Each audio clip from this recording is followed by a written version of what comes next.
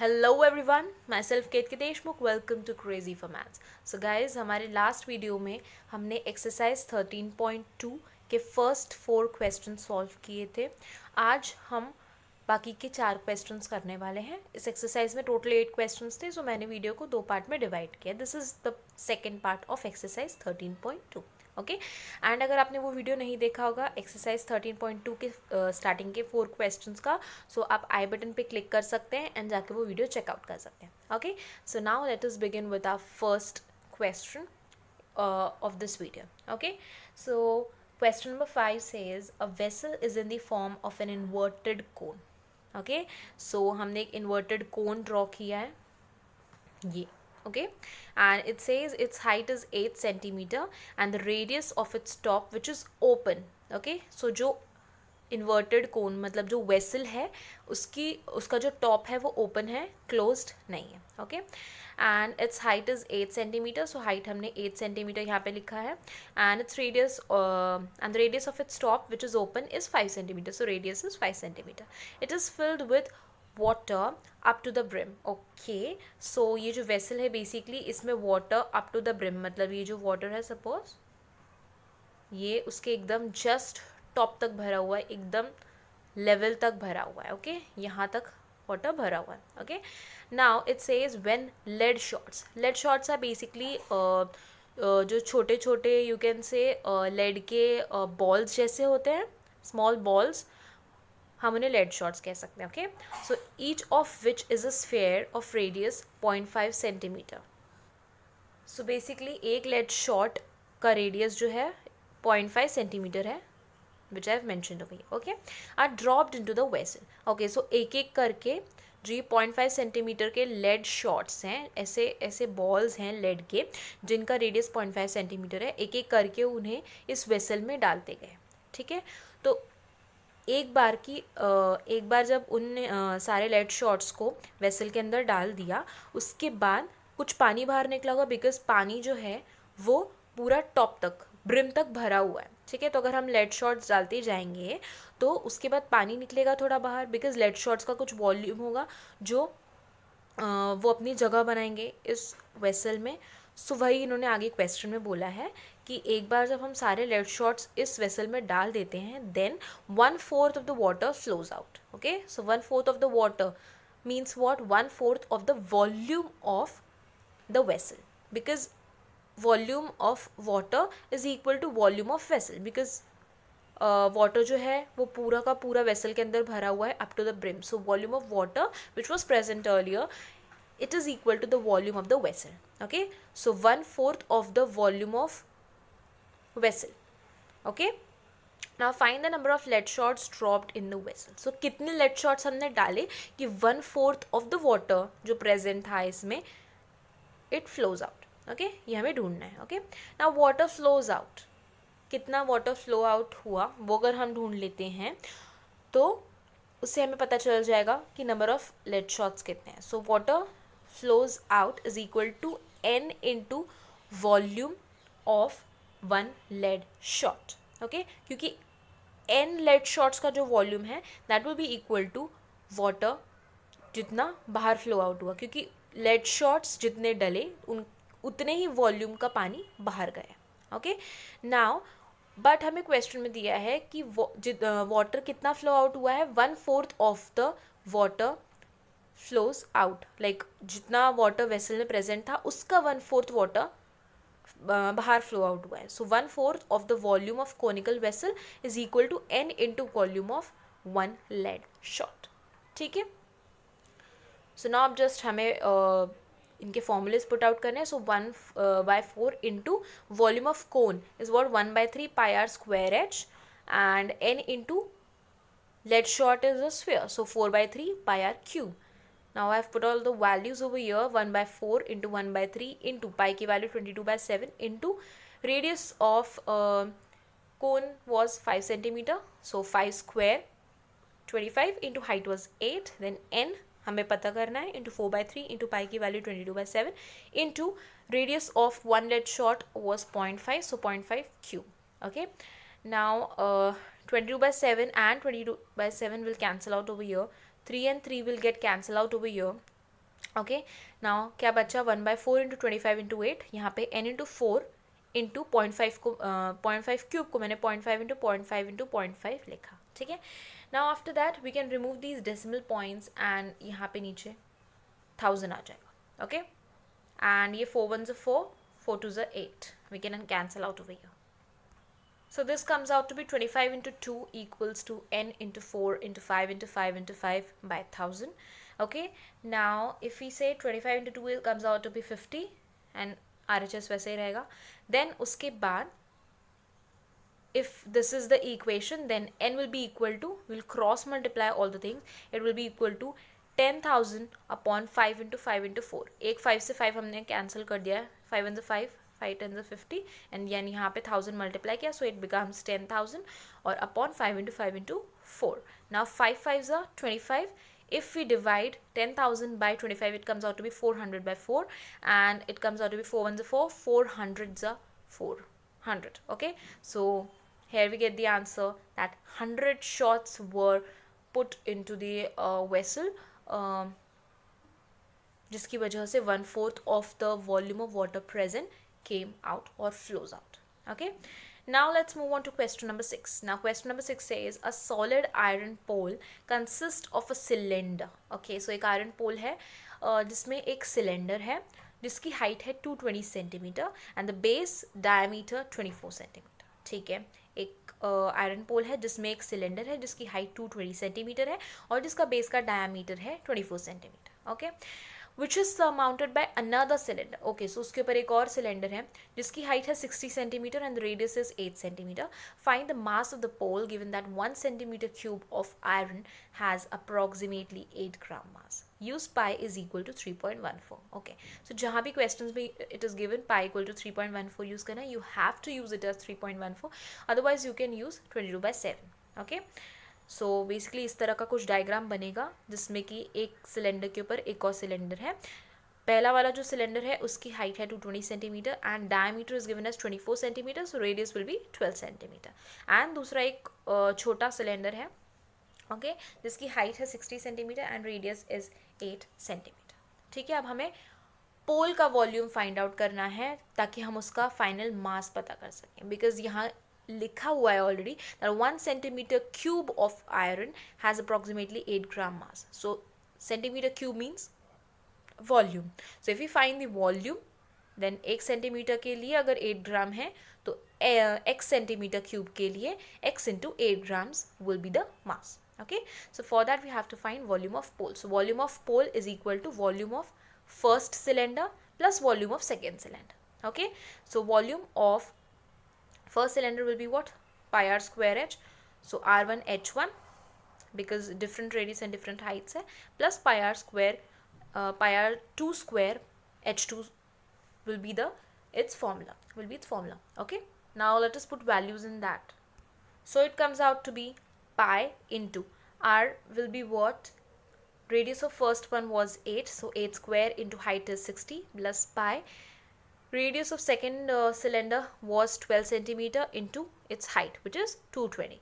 Then 3.14 into, if we multiply 8 square becomes 64. 64 into 60 comes out to be 3840. And पाया मैंने यहाँ पे common लिया एंड 3.14 उसकी वैल्यू पुट कर दी है. And if we solve this value 144 it comes out, 12 का square 144 into 220 comes out to be 31680. if we add both of them and multiply it with 3.14 the value comes out to be 111,532.8 centimeter cube. okay, so this is the volume of the pole. ठीक है, now since it is given that 1 centimeter cube is of 8 gram mass, then 111,532.8 centimeter cube will be of which, how much mass? It will be 111,532.8 into 8 gram. And if we multiply it, we get it as 892262.4 gram. And ये बहुत बड़ा number हो जाता है, so that's why I have divided it with 1000, and which comes out to be 892.26 kg to convert it into kg from gram to kg. Okay, so this is our answer. Okay, so the pole the mass of the pole is 892.26 kg. okay, Now this is our question number 7. It says that a solid consisting of a right circular cone of height 120 centimeter and radius 60 centimeter standing on a hemisphere of radius 60 centimeter is placed upright in a right circular cylinder full of water such that it touches the bottom. Find the volume of water left in the cylinder if the radius of the cylinder is 60 centimeter and its height is 180 centimeter. So basically इस type का कुछ diagram बनेगा. उन्होंने कहा है कि एक कोन है, एक राइट सर्कुलर कोन है, वो एक हेमिस्फीयर के ऊपर रखा हुआ है, ठीक है, एंड ये दोनों मिल के एक सिलेंडर के अंदर रखे हुए हैं और वो सिलेंडर के बॉटम को टच कर रहे हैं.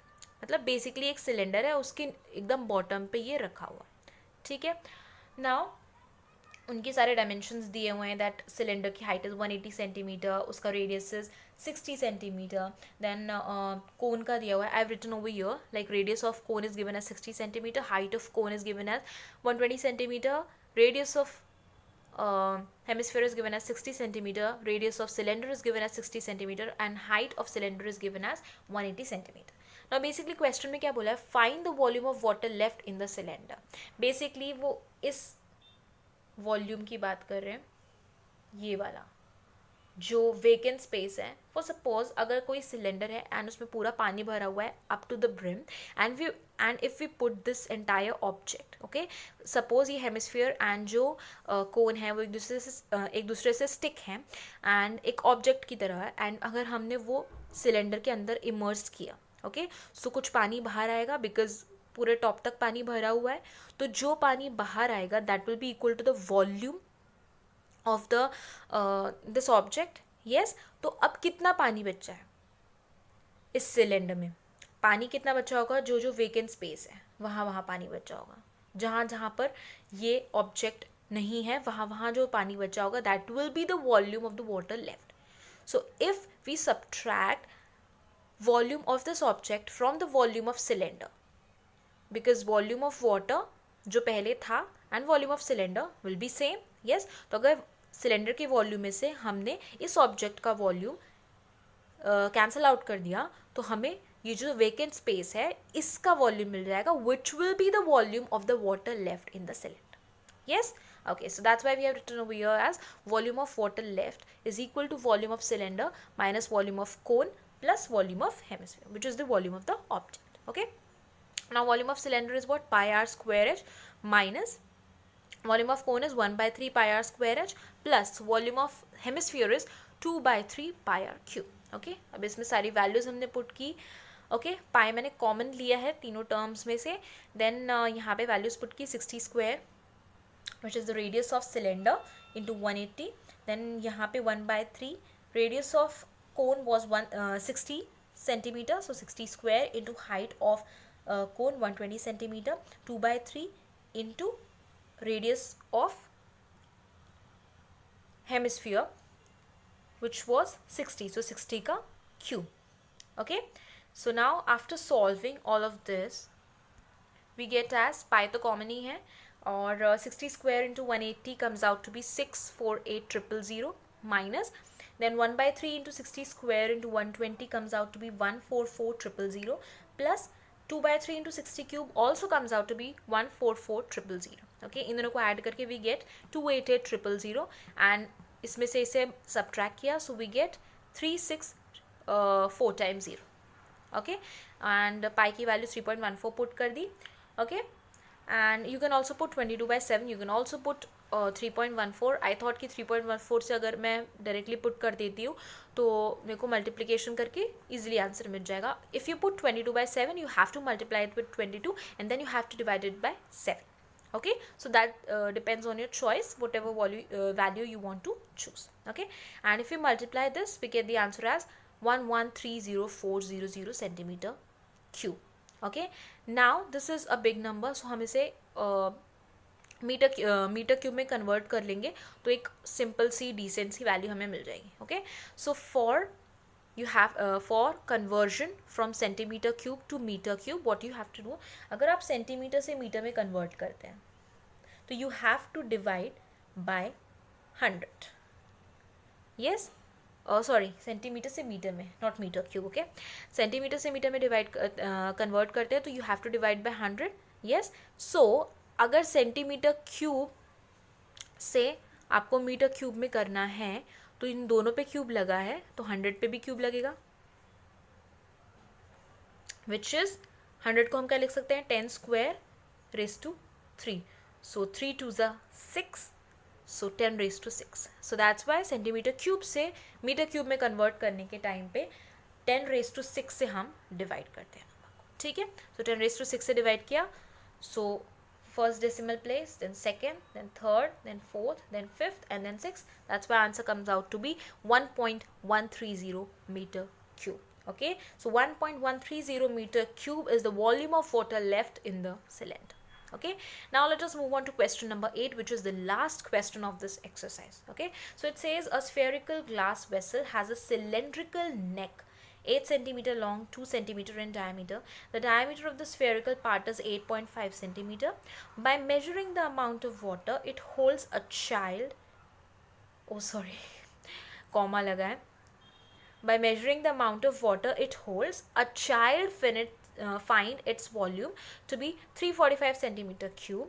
Check whether she is correct, taking the above as the inside measurements and pi equal to 3.1.